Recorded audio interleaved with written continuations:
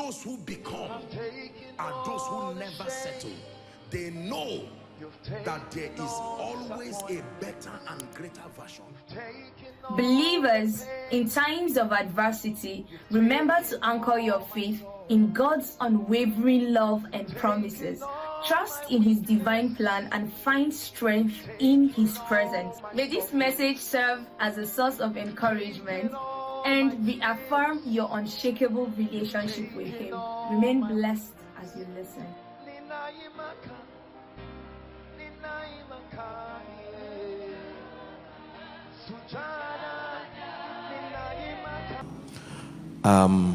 I wrote here that one of the greatest needs in the body of Christ today, one of the greatest needs in the body of Christ today and in society at large is discipleship.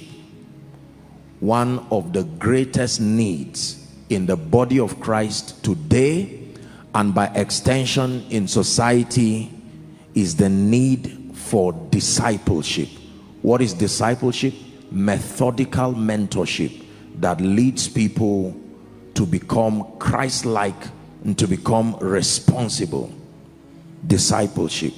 Please look up. This is very important. The Lord began to burn in my heart again the need to drum this, that one of the major needs in the body of Christ today is discipleship.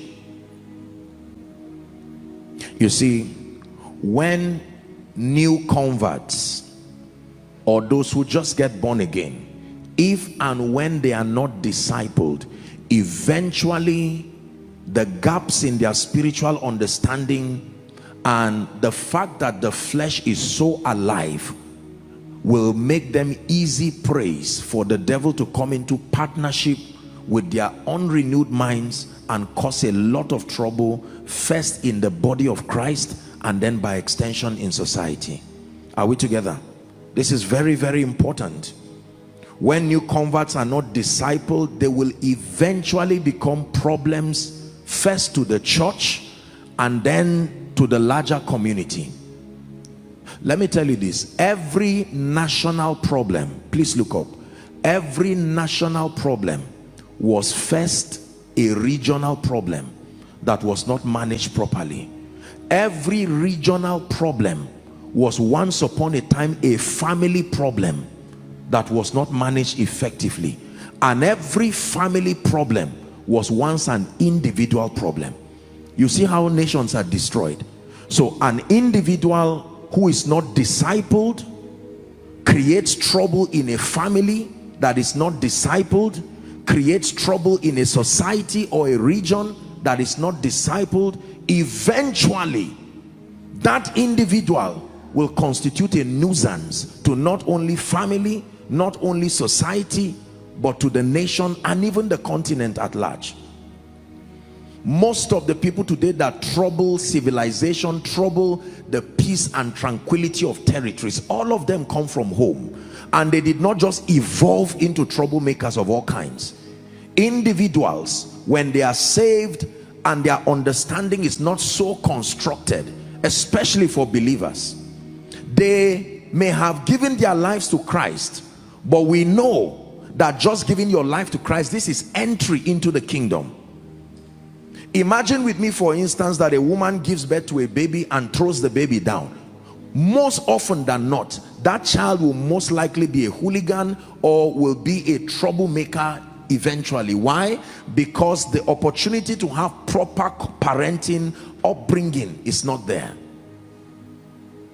You can solve the problem of a nation very easily if you understand the dynamics of how problems are created.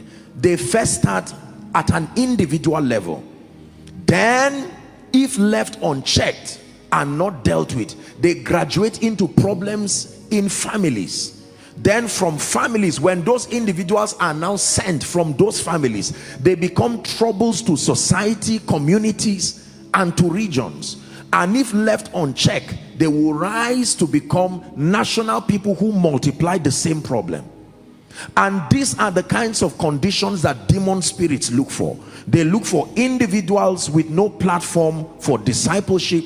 They look for families with no codes of conduct, no modus operandi. Anything just happens.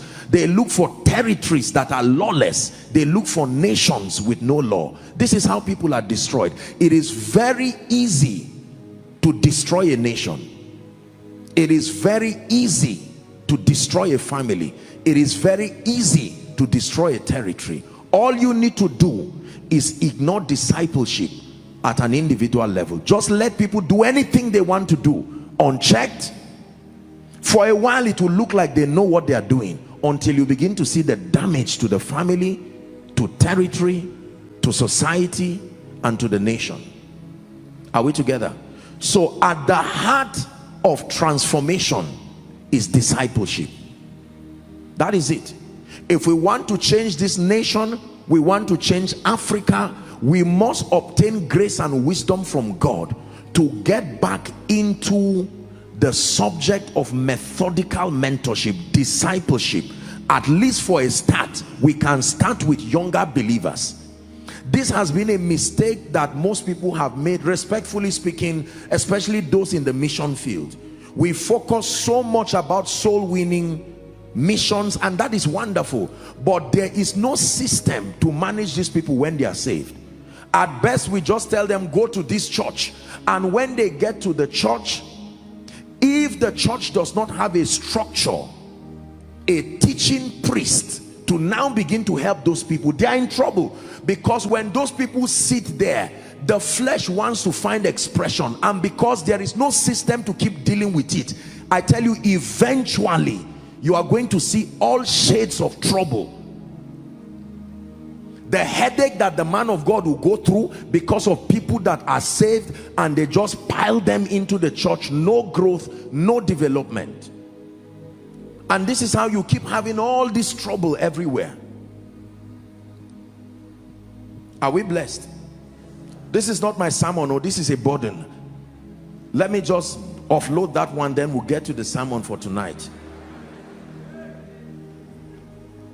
Are we together?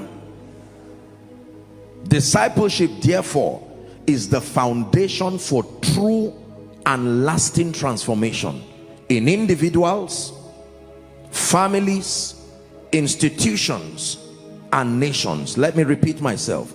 Discipleship, therefore, by reason of the aforementioned, discipleship, therefore, is the foundation for true and lasting transformation in individuals, families, institutions, and nations. We must restore the system of discipleship